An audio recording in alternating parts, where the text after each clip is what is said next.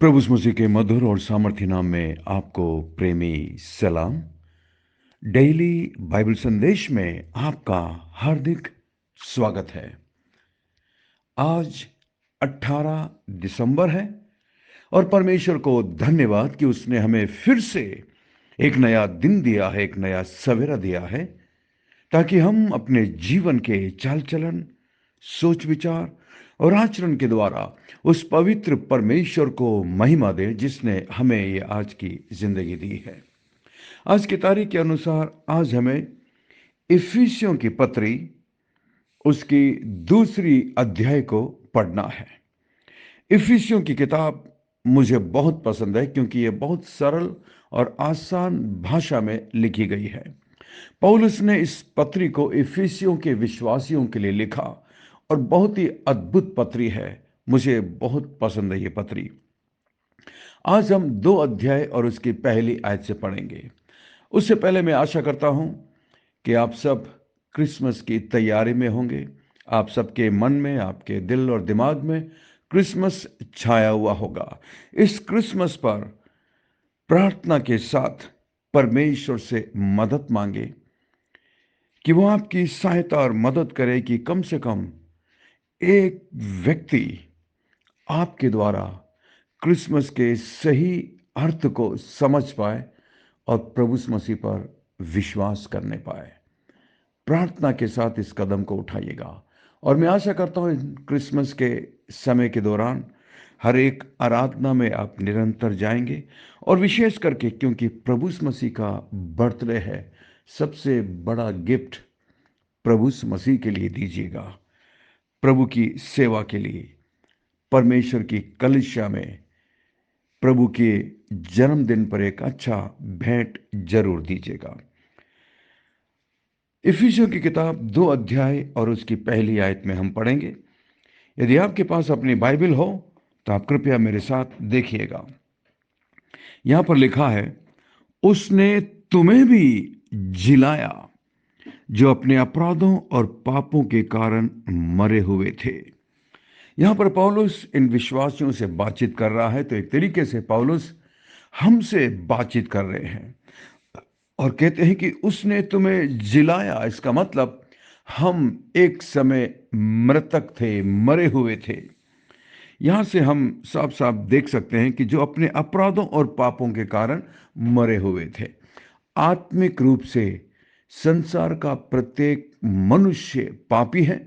उसने पाप किया है और पाप की वजह से परमेश्वर के साथ उसका संबंध टूटा हुआ है। ये एक आत्मिक मृत्यु कहलाती है। जब आदम और हवा उस बगीचे में थे, परमेश्वर ने उन्हें उस बगीचे में रखा और इन्हें एक सिंपल सी आज्ञा दी और उनसे कहा कि तुम इस पेड़ का फल मत खाना। जिस दिन तुम ये फल खाओगे उस दिन मर जाओगे। यदि आपने बाइबल पढ़ी हो तो आप जानते हैं फल खाने के बाद क्या हुआ। क्या वो शारीरिक रूप में उसी समय गिरकर मर गए थे जब उन्होंने फल खाया, जैसा परमेश्वर ने कहा था? वैसा नहीं हुआ। लेकिन हां, एक बात जरूर हुई। जैसे ही उन्होंने उस फल को खाया, परमेश्वर के साथ उनका आत्मिक संबंध टूट गया। वो पापी हो गए और पवित्र परमेश्वर से दूर हो गए। इसीलिए परमेश्वर जब उस बगीचे में, एदन की वाटिका में आदम और हवा से मिलने के लिए आया, तो ये दोनों छुप गए थे। इससे पहले वो कभी छुपे नहीं, लेकिन फल खाने के बाद छुप गए थे। परमेश्वर के साथ उनका रिश्ता टूट चुका था और आज उस पाप की वजह से और मनुष्य के पापी स्वभाव की वजह से प्रत्येक मनुष्य आत्मिक रूप से मरा हुआ है, आत्मिक रूप से परमेश्वर से दूर है। इसलिए पौलुस यहां पर इफिसियों के विश्वासियों को कहते हैं कि उसने तुम्हें भी जिलाया जो अपराधों और पापों के कारण मरे हुए थे, जिनमें तुम पहले जिनमें तुम पहले, अभी नहीं लेकिन उद्धार पाने से पहले की बात यहां पर पौलुस उनसे कर रहे हैं, कि तुम पहले इस संसार की रीति पर और आकाश के अधिकार के हाकिम अर्थात उस आत्मा के अनुसार चलते थे जो अब भी आज्ञा ना मानने वालों में काम करता है। तो ये कौन सी आत्मा की बातचीत हो रही है? यहाँ पर शैतान की बातचीत हो रही है, क्योंकि शैतान भी एक प्रकार से एक आत्मा है। और यहाँ पर पौलुस बताते हैं कि तुम उसकी इच्छा के अनुसार चलते थे, उसकी आत्मा तुम में वास करती थी, जो आज भी आज्ञा नहीं मानने वाले, यानी कि जो लोग परमेश्वर को नहीं जानते, जिन्होंने उद्धार नहीं पाया, जिन्होंने परमेश्वर की आज्ञा को नहीं जाना, वो अभी भी अनाज्ञाकारिता में जीवन जी रहे हैं। और उनके अंदर कौन काम करता है?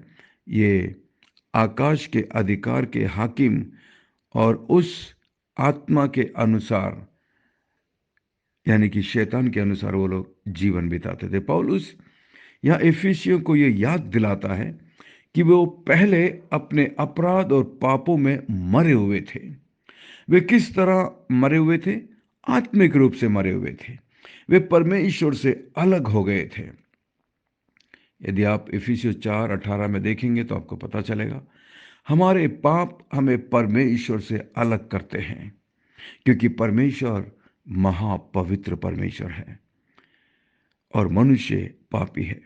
पापी मनुष्य के लिए परमेश्वर के साथ संगति रखना असंभव है। जिस तरह अंधकार और ज्योति साथ नहीं रह सकती, उसी तरह पवित्रता और पाप दोनों एक साथ नहीं रह सकते। परमेश्वर पवित्र है और हम पापी हैं। इसी को आत्मिक मृत्यु कहते हैं। इसीलिए पौलुस कहता है कि उसने तुम्हें जिलाया। इसका मतलब जिन्होंने यीशु मसीह पर विश्वास किया है, उन्होंने नया जन्म पाया है। और मसीहत एक नया जन्म है। जिस तरह प्रभु मसीह फरीसियों के सरदार निकोदेमुस से कहते हैं कि तुम्हें नए सिरे से जन्म लेना आवश्यक है, तो प्रत्येक मसीह व्यक्ति जिसने यीशु मसीह पर विश्वास किया है, यीशु मसीह पर आ, अपने यीशु मसीह को अपना उद्धारकर्ता करके माना है, यीशु मसीह से अपने पापों की क्षमा मांगी है, वे लोग उद्धार पाए हुए लोग हैं, पापों की क्षमा प्राप्त किए हुए लोग हैं। उन्हें दोबारा से जीवन मिला है, यानी कि उन्हें दोबारा जिलाया गया है। कितनी अद्भुत बात है। एक तरीके से आपको और मुझे भी दोबारा जिलाया गया है। हमने नया जीवन प्राप्त किया है। दूसरी बात, दूसरी आयत में, मसीह में विश्वास करने से पहले ये इफिसियों के लोग अत्यधिक बुरी और अपमानजनक जीवन व्यतीत करते थे। ये उनकी स्थिति थी। उनका संपूर्ण स्वभाव बहुत खराब था, बुरा था, पापी था। वे संसार के मार्ग पर चलते थे, दुष्टता के मार्ग पर, अन्याय के मार्ग पर, गलत मार्ग पर चलते थे। इसका मतलब यह है कि वे अपनी इच्छा अनुसार अपनी महिमा के लिए जीवन जीते थे। सांसारिक लोग अपने आप को खुश करने के लिए जीते हैं, जबकि परमेश्वर कहता है कि मनुष्य को उसे, यानी कि परमेश्वर को प्रसन्न करने के लिए जीना चाहिए।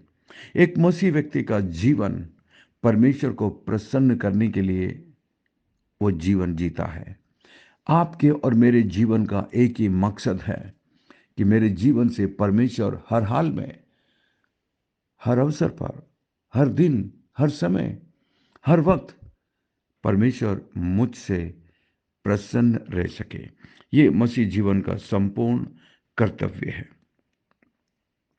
हम संसार के तौर तरीके के अनुसार चलने से परमेश्वर की आज्ञा का उल्लंघन करते हैं। हम यदि ऐसा जीवन जीते हैं तो हम परमेश्वर के साथ विरोध में जीवन जीते हैं।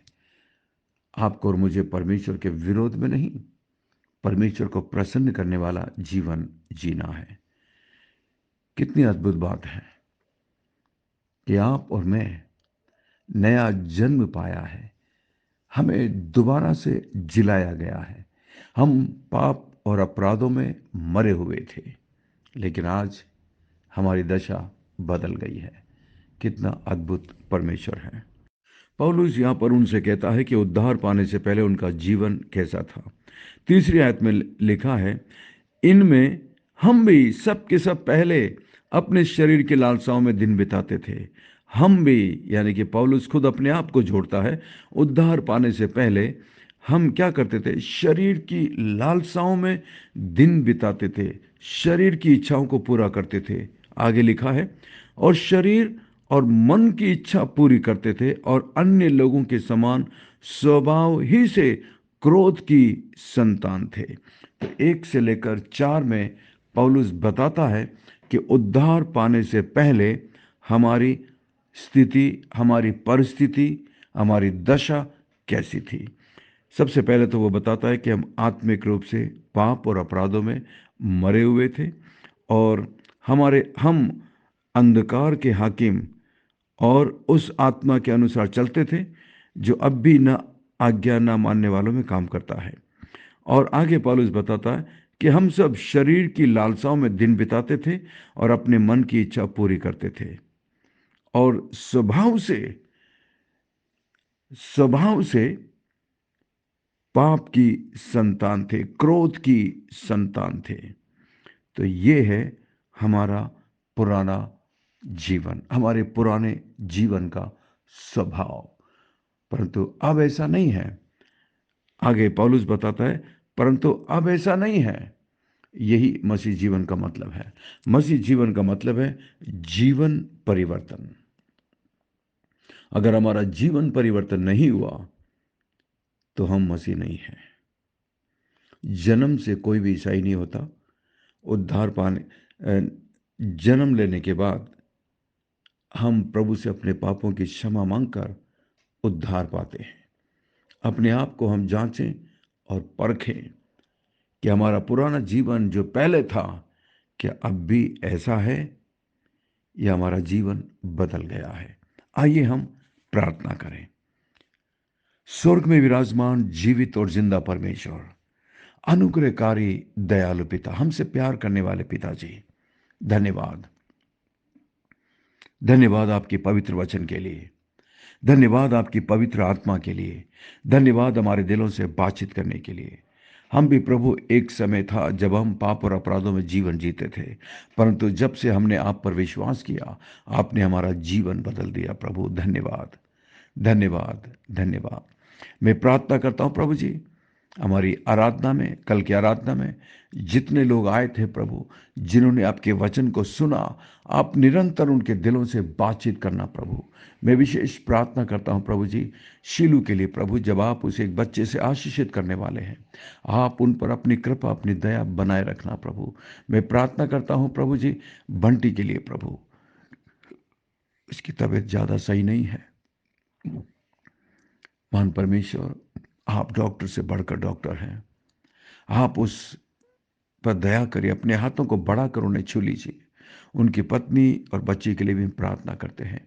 अनुग्रह करिए, दया करिए प्रभु।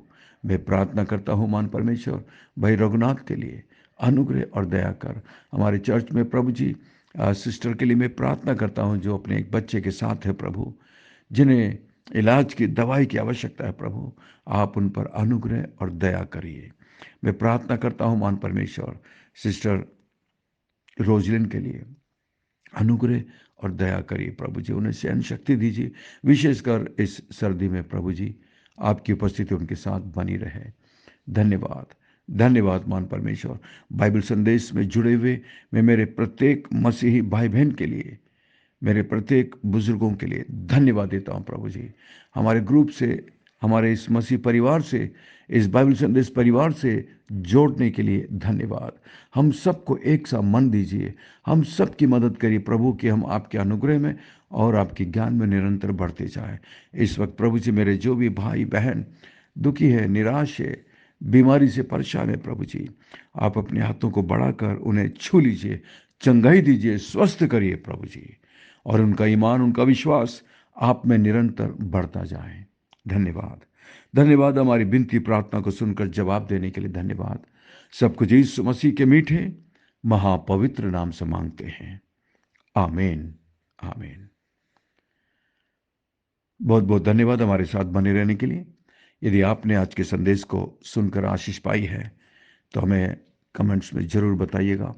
आज के संदेश में जो भी आपने सीखा है या जो भी संदेह है या कुछ भी कमेंट्स हमें ज़रूर लिखिए, हमें अच्छा लगेगा।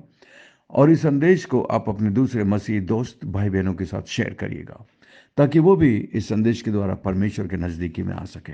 और यदि ये संदेश आप पहली बार सुन रहे हैं तो आप हमारे व्हाट्सएप में बाइबल संदेश ग्रुप से जुड़ सकते हैं। हमारा नंबर है 9927464924।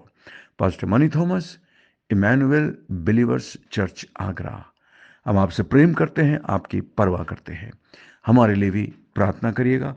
अंत में सवाल है, 2 अध्याय और उसकी 1 से लेकर 3 आयत को पढ़कर बताइएगा, उद्धार पाने से पहले हमारी आत्मिक दशा कैसी थी।